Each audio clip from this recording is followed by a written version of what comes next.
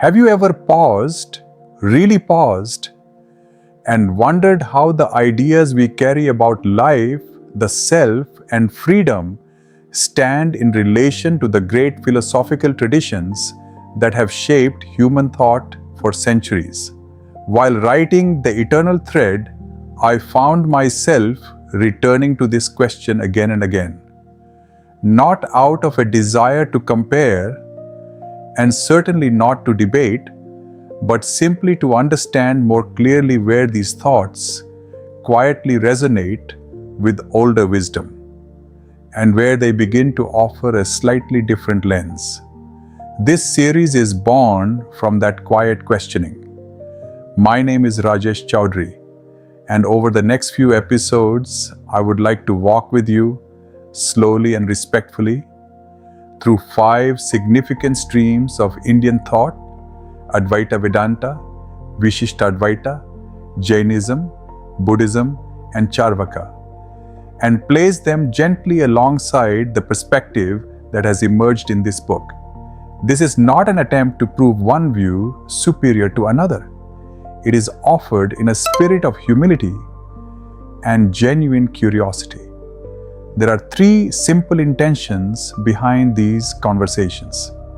First, to acknowledge the deep resonance between the ideas in this book and some of the noble traditions of Indian philosophy.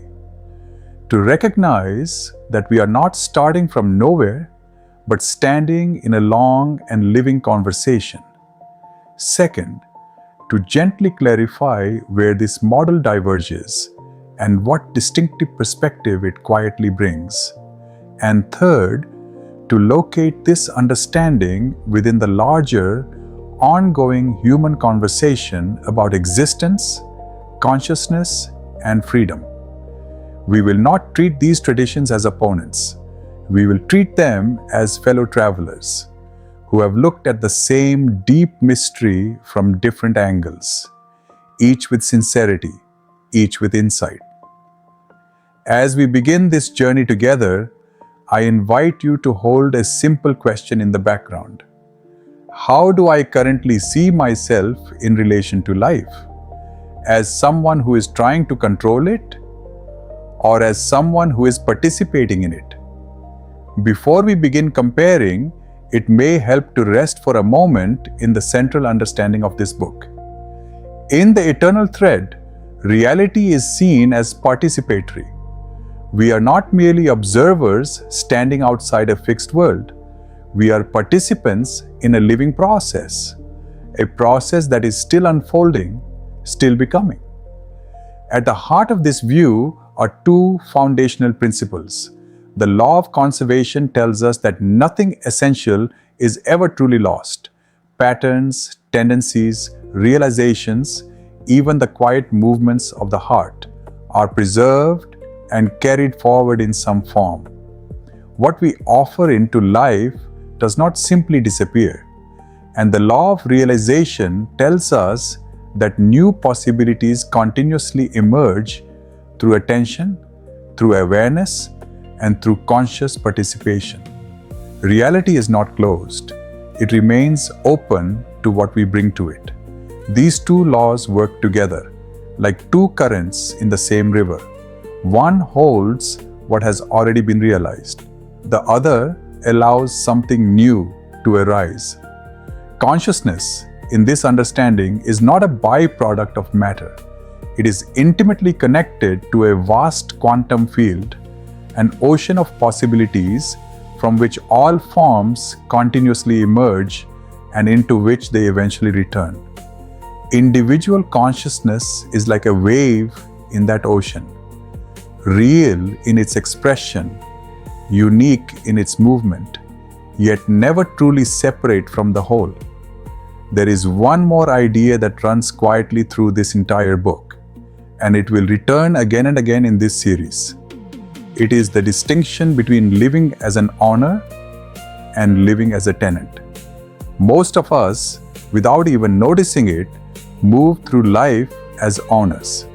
We claim thoughts as mine, emotions as mine, even our life circumstances as something we possess or control. This habit of ownership creates a subtle contraction. It tightens the mind around the limited self. It makes us hold on more tightly than we need to, and suffer more than we need to. The perspective offered here suggests a gentler possibility, that we are tenants of the quantum field.